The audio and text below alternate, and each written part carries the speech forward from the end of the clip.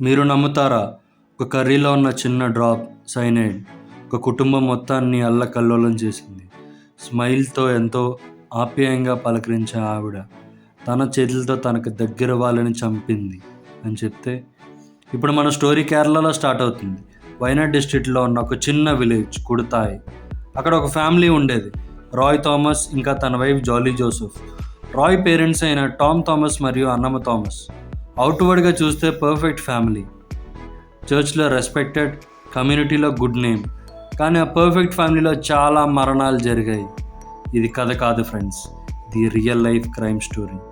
ఇండియాని షాక్ చేసిన curry and cyanide case. 2002లో జాలీ జోసెఫ్ రాయ్ థామస్ని పెళ్లి చేసుకుంది. Roy soft spoken, simple engineer. Jolly smart, confident, smiling women. విలేజ్లో అందరికీ ఫేవరెట్ కపిల్. రాయ్ పేరెంట్స్ అయిన Tom Thomas retired teacher, Annamma home maker.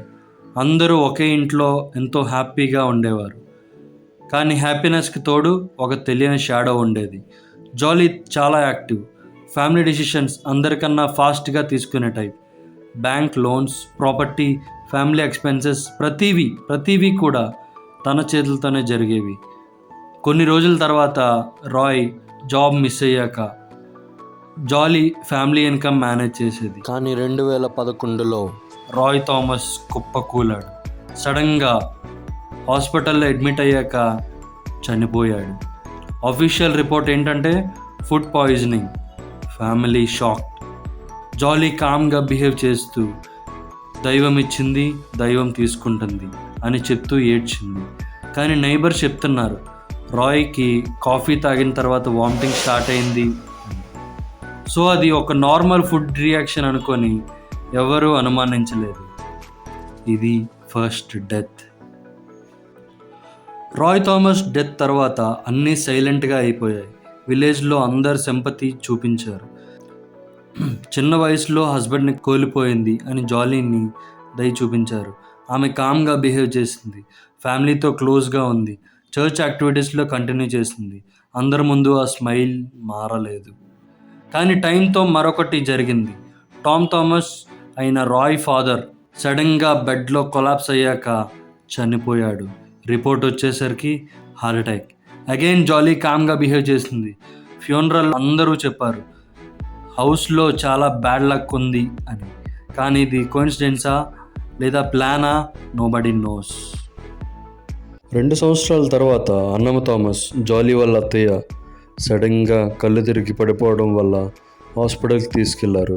అప్పటికే టైం లేదు.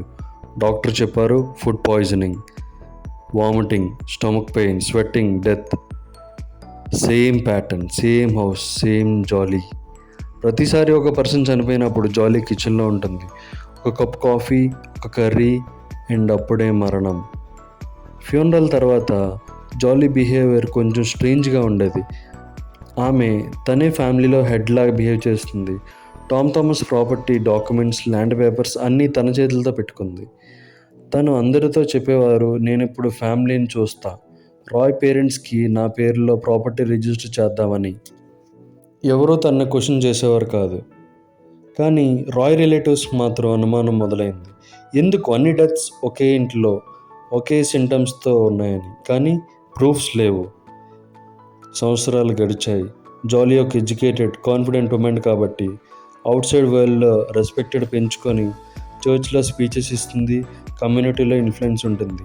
తన స్మైల్తో అందరినీ పడేస్తుంది. కానీ ఆ స్మైల్ వెనుక ఉన్నది పాయిజన్. 2011లో మరొకటి జరిగింది. రెంజీ థామస్, రాయ్ థామస్ వాళ్ళ సిస్టర్, ఒకరోజు లంచ్కి జాలీ వాళ్ళ ఇంటికి వెళ్ళింది. ఆ రోజు రెంజీ థామస్ తిన్న తర్వాత వామిటింగ్ స్టార్ట్ అయింది. డాక్టర్స్ ట్రీట్ చేశారు, కానీ అట్టకేలకు బతికింది. కానీ అప్పుడు రెంజీ థామస్ వాళ్ళ హస్బెండ్ మైండ్లో సస్పెక్షన్ స్టార్ట్ అయింది. అతను అనుమానంతో పోలీస్తో చెప్పాడు, నా వైఫ్కి పాయిజన్ ఇచ్చారనుకుంటా. పోలీస్ మొదట్లో సీరియస్గా తీసుకోలేదు. ఫుడ్ ఎలర్జీ ఉండొచ్చు అని డిస్మిస్ చేశారు. సంవత్సరాలు గడిచిన తర్వాత మొత్తం కామ్ అయిపోయింది. జాలీ లైఫ్లో నెక్స్ట్ చాప్టర్ స్టార్ట్ అయింది. సజు జకారియా అనే అతను రెంజీ థామస్ వాళ్ళ హస్బెండ్ వాళ్ళ బావ. తను కొత్తగా క్లోజ్ ఫ్రెండ్ అయ్యాడు. షాజు వైఫ్ ఇంకా తన పాప ఒకరోజు సడన్గా యాక్సిడెంట్లో చనిపోయారు. జాలీ అప్పుడు కండోలెన్స్ చెప్పింది, ఎమోషనల్గా సపోర్ట్ ఇచ్చింది. తర్వాత షాజుతో క్లోజ్నెస్ పెరిగింది. అప్పుడు వెనక తెలియదు, ఈ 2 డెత్స్ కూడా యాక్సిడెంట్ కాదు, ఒక హ్యాండ్, ఒక ప్లాన్, ఒక స్మైల్, అన్నీ జాలీదే.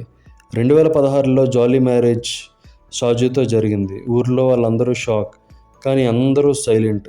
లైఫ్ మళ్ళీ కామ్గా స్టార్ట్ అయింది. 2019 వరకు రాయ్ రిలేటివ్స్ డౌట్స్ మొత్తానికి స్ట్రాంగ్ అయ్యాయి. రాయ్ డెత్ అప్పుడు సైనైడ్ ఉందేమో అని థాట్ వచ్చింది. ఆ టైంలో రాయ్ కజిన్ అయిన మాథ్యూ పోలీస్కి కంప్లైంట్ ఇచ్చాడు. ఈ ఫ్యామిలీలో మరణాలు జరుగుతూ ఉన్నాయి, ప్యాటర్న్ కనిపిస్తుంది. పోలీస్ కేసు రీఓపెన్ చేశారు. రాయ్ బాడీ ఎగ్జామ్షన్ గ్రేవ్ నుంచి టెస్ట్ చేయడం స్టార్ట్ చేశారు. ఇయర్స్ తర్వాత ఆ కాఫీని మళ్ళీ ఓపెన్ చేసినప్పుడు ఆ స్మెల్ ఆఫ్ ట్రూత్ బయటకు వచ్చింది. Cyanide trace found. రాయ్ బాడీలో స్మాల్ క్వాంటిటీ సైనైడ్ డిటెక్ట్ అయింది.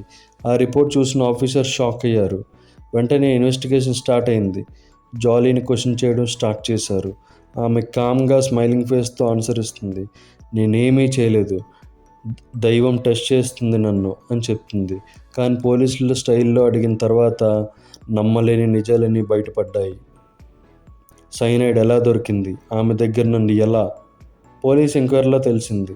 జాలీ దగ్గరకు అప్పుడప్పుడు వస్తున్న బంగారం షాపులో పనిచేస్తున్న రంజన్ కోసం. ఆయన చెప్పాడు ఆమె అడిగింది గోల్డ్ పాలిష్ కోసం సైనైడ్ అవసరం అని. కానీ ఆ కొన్ని గ్రామ్స్ సైనైడ్ అదే పాయిజన్ ఫ్యామిలీని నశించిపెట్టింది అని. కాఫీలో, కర్రీలో, లవ్లో, అన్నిటిలో మిక్స్ చేసింది ఈ జాలీ జోసెఫ్.